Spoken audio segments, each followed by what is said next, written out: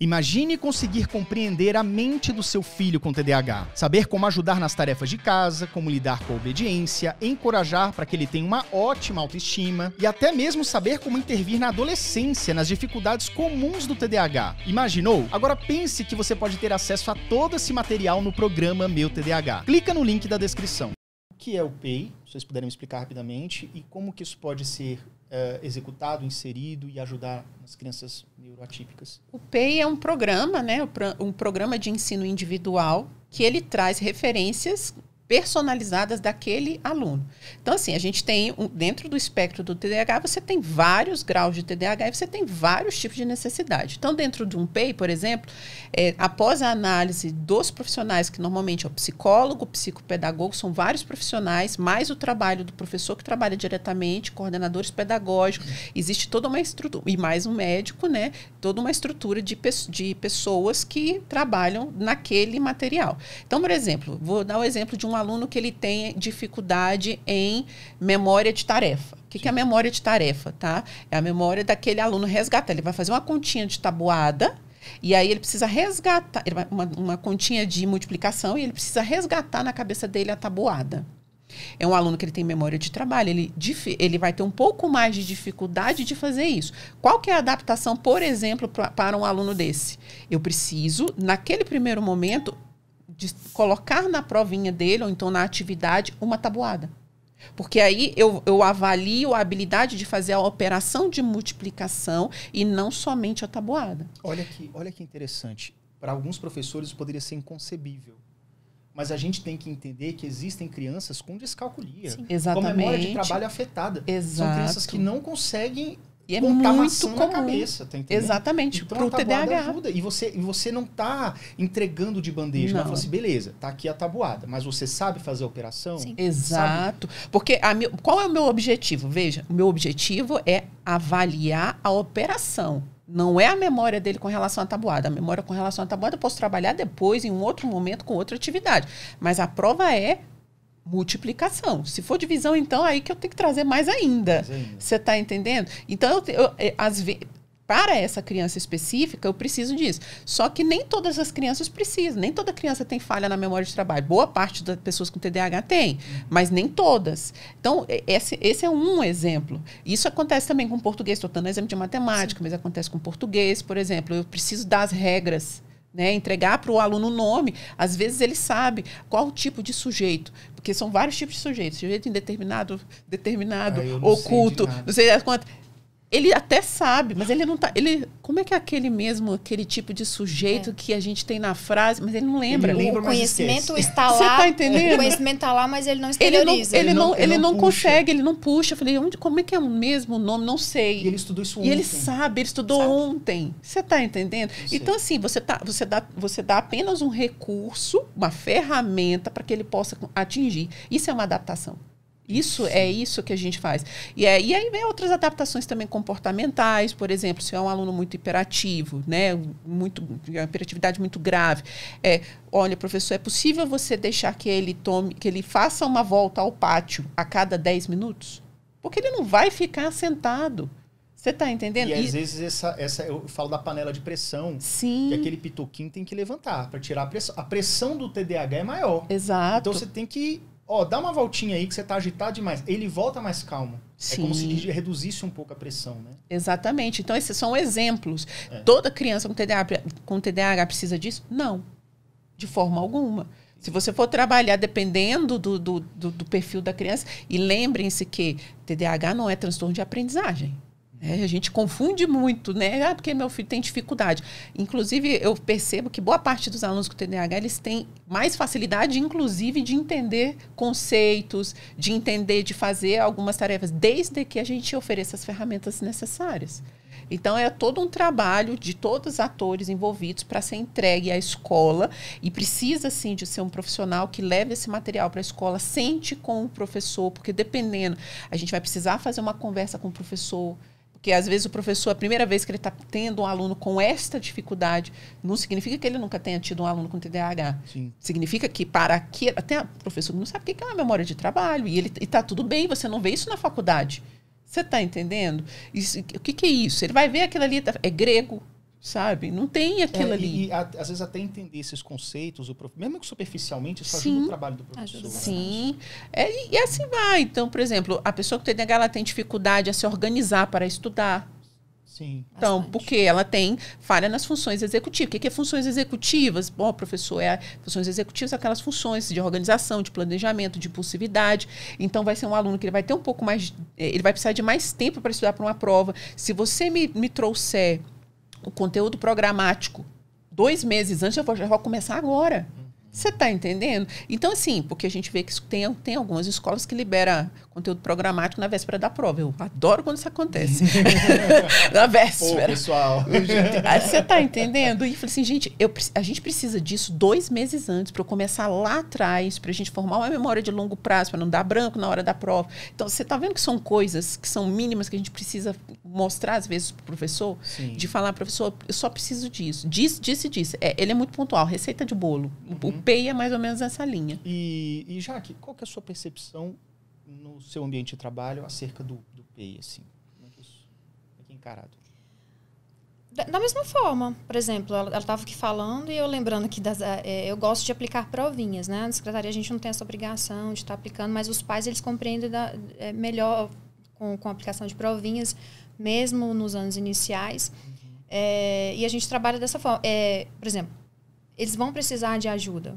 Suponhamos, a mesma avaliação. Como o desempenho deles é de forma diferente, a concentração é de forma diferente, quando eles veem aquele emaranhado de coisas, né, eles vão precisar de ajuda. Por exemplo, meu aluno, vem cá, uma interpretação de texto. Ele leu aquilo ali, ele vai saber responder, mas talvez atender os comandos das questões ali, mesmo sabendo ler, ele não vai saber responder, mas ele tem um conhecimento. Agora, ele precisa daquela ajudinha para exteriorizar. E aí, onde a professora entra. Ali a gente lê junto, mesmo ele sabendo ler, por exemplo. E aí eu vou trazer a memoriazinha dele. Mas o que falou? Então, agora vamos ler aqui de novo a pergunta. Aí ele... Entendi. Isso. Entendeu? Busca da Entendeu? memória. Eu não estou dando nada para ele. Mas às vezes é aquele empurrãozico para ele puxar a resposta que ele estudou recentemente. Exatamente. Isso. E a gente vê, por exemplo, os erros dele são muito de desatenção mesmo. Às vezes ele erra um sinal, ele sabe que é subtração. É aquele de tirar. Mas ele botou um mais, ele somou. Ele sabia, mas naquela hora lá ele botou um mais, ele somou numa continha. Você tá entendendo? E aí você fala, você tem certeza? Você acabou de falar que era aquele de tirar, aquela operaçãozinha. Tá certo isso aqui que você colocou? Eita, é mesmo. Você tá entendendo? E aí a gente entra na questão assim, da paciência, né? Porque às vezes os pais ficam impacientes. Mas como é que pode? Esse menino, a gente já viu tanto, eu já ajudei ele tanto. Tá ali o conhecimento. A gente tem que ter a paciência de saber trazer pra gente na prática ali. Então, assim, é importante esse diálogo, essa troca, porque essa regulação, esses ajustes, eles são necessários. Não significa que a criança não sabe, mas você tem que ter aquela estratégia de trazer aquilo ali à tona.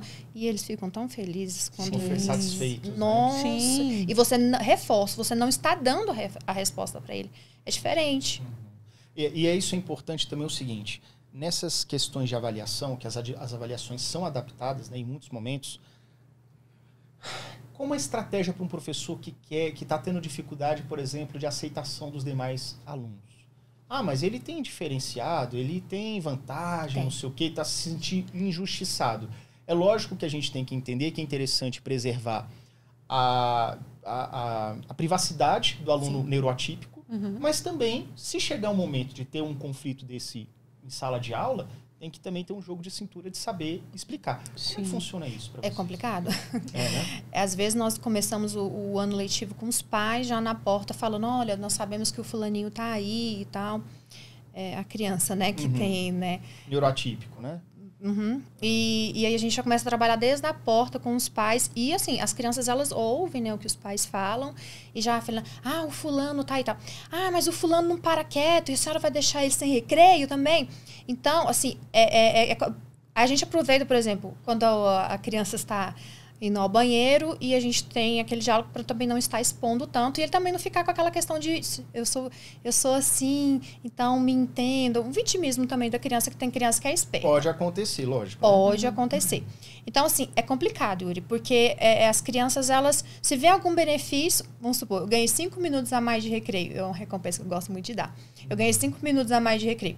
Ah, mas ele não fez a tarefa direito. Ele não terminou a tarefa a tempo. Ele nem fez um negócio bonito. Por que que ele vai ganhar? Eu preciso trabalhar isso com ele.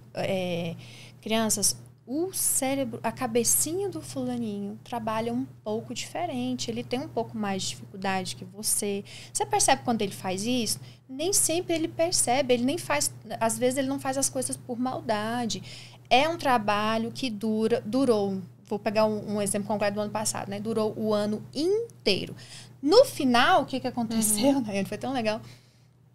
As crianças já entendiam de tal maneira que elas mesmo voluntariamente, porque eu não gosto de estar também diretamente, sabe? Empurrando esse Não. Eu gosto, às vezes, de pedir a alguns colegas que vai lá, ajuda ele, faz de conta que você é o professorzinho. Também que estimula esse contato um com o outro. Porque, às vezes, a criança com TDAH, ela é um pouco mais afastada mesmo, por causa das suas dificuldades, por causa do seu jeito mais evitado de ser, acaba afastando um pouco algumas crianças. Então, esse é um trabalho também que eu uso, sabe? Vai lá, quem sabe você consegue ajudar melhor do que a professora. Eu tanto motivo a criança que está ali se sentindo útil, quanto o outro coleguinha... É uma motivação dupla. Gente, é estratégia inteligente. Sim. Você vai precisar desenvolver bastante o seu diálogo, a sua comunicação, né? Comunicação ativa com os alunos, trazer exemplos práticos, falar para eles, olha, explicar o que é um transtorno. É importante explicar para a turma. Imagina aqui um transtorno mental. Tá? Imagina aqui que fosse como, por exemplo, o ar. Você está vendo o ar? Mas você sabe que você está respirando, você não sabe? Que tá ali. Você sabe que está ali. É a mesma coisa com o transtorno mental. Acontece, como ela falou, é um cérebrozinho que funciona diferente. Então, para esse aluno, para esse coleguinha, a gente vai precisar ajudar dessa forma. É igual vocês. Normalmente, quando é dessas crianças que falam, mas porque para ele é assim? Tá, me fala uma coisa que você não é tão bom na sua casa. Eu trago para ele, você está entendendo? E seus pais cobram. E os seus pais te cobram, você sabe que você não é muito bom naquilo, mas mesmo assim os seus pais te cobram. Como é que você se sente? Você está entendendo? Porque ninguém é 100% bom em tudo. O exercício da empatia. Empatia é algo que é ensinável. É verdade. Você está entendendo? E se fosse você, como é que você se sente? Você se sente assim? E eu gosto, inclusive, de trazer para as deficiências físicas, né? Eu tenho uma atividade que eu gosto de fazer, que é de vendar os alunos, né, com uma faixa e fingir, né, faz de conta que você é uma pessoa cega e você vai ajudar. E depois a gente troca. Caraca. Você está vendo isso aqui? Que experiência. Você está entendendo? Você vê. Como é que você se sentiu? Eu me senti com medo.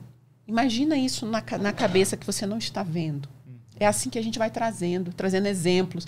Cadeira de roda, vamos fingir que é uma cadeira de roda. Como é que você fazia? Eu gosto de trazer as deficiências físicas porque, para as crianças, elas precisam de materializar. A criança ela não tem esse grau de abstração. A criança não sabe o que é empatia. O que é isso? Empatia, de comer e passar cabeça. Você tem que ter responsabilidade. O que é isso? Responsabilidade. Sendo que até para nós adultos são conceitos que são abstratos. Eu falo que são palavras grávidas. Empatia para mim é diferente para você. O que é empatia para a Dayana? Diferente para o Yuri. É verdade. E aí, quando você trabalha, o que é empatia? Na sala de aula, vamos trazer exemplos? E aí você vai trazendo a inclusão.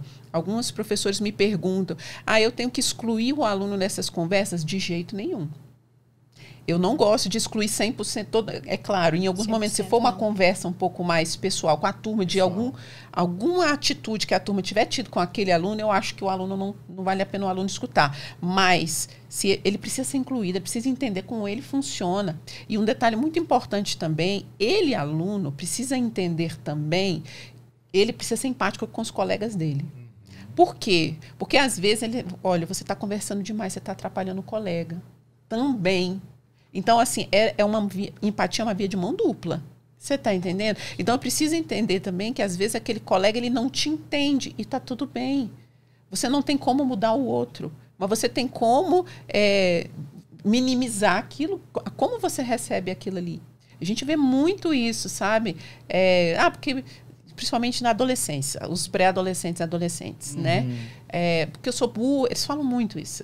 Eu sou burro mesmo. E aí, às vezes, está fazendo a apresentação na escola porque, fulano é lenta. Ou então fala demais, porque vai fazer a apresentação, né? Esquece. Aí fala, dá uma volta e não complementa. Aí a turma começa a ficar entediada. E aí, A turma precisa ter para com ele, mas ele também precisa entender. Não, você vai voltar, combinar e vai voltar para você ser um pouco mais objetivo naquela atividade que você está fazendo. O professor também precisa trabalhar isso daí. É uma via de mão dupla. Eu não tenho como mudar o outro, mas eu posso também, por outro lado, entender como eu posso receber aquilo que eu estou vendo dos meus colegas. Isso é interessante que quando você abre esse diálogo de mostrar para a turma que ali existe um funcionamento de forma diferente na cabecinha da criança, eles têm muito mais paciência em aceitar as dificuldades. Eles ajudam. E fazer a troca. Por exemplo, igual o exemplo que ela deu. Olha, você está conversando muito. É tão legal que as próprias crianças falam, fulaninho, você está percebendo que você está conversando demais e você está me atrapalhando. Eu estou toda hora prestando atenção no que você está falando. Então, é tão interessante quando você abre isso daí, porque passa a ser realmente algo muito social. Não é só a professora chamando a atenção dele. Não. E ali eles entendem. E não é uma bronca pesada, é não, uma coisa mais leve. É leve. Não, por quê? Porque houve um diálogo anterior a isso, da professora, em relação ao que acontece. Porque senão estaria igual ela falando, os meninos. Ou você é burro. Um xingando o outro. Um xingando o outro. Porque ele é assim mesmo. Porque não, ele é burrão, ele é assim mesmo. Não liga pra ele, não, que isso. Aí já passa a ser algo diferente, porque as crianças elas já entendem que ali ele precisa de uma fala um pouco diferenciada para trazer um pouco de consciência, de forma mais pausada. Olha, tá vendo todo... É tão legal. Tá vendo que todo mundo tá fazendo a tarefa? Por que você não faz a sua também, para você ganhar um parabéns da professora? Não apenas oferecer dizer como chegar ao parabéns. Exato. Por que você não faz isso, isso e isso para você ganhar também? Pô, eu já sei qual que é. Porque às vezes a criança com TDAH, ela tá perdida. Sim. Ela só vê assim, os outros ganham, eu não ganho. E morre aí.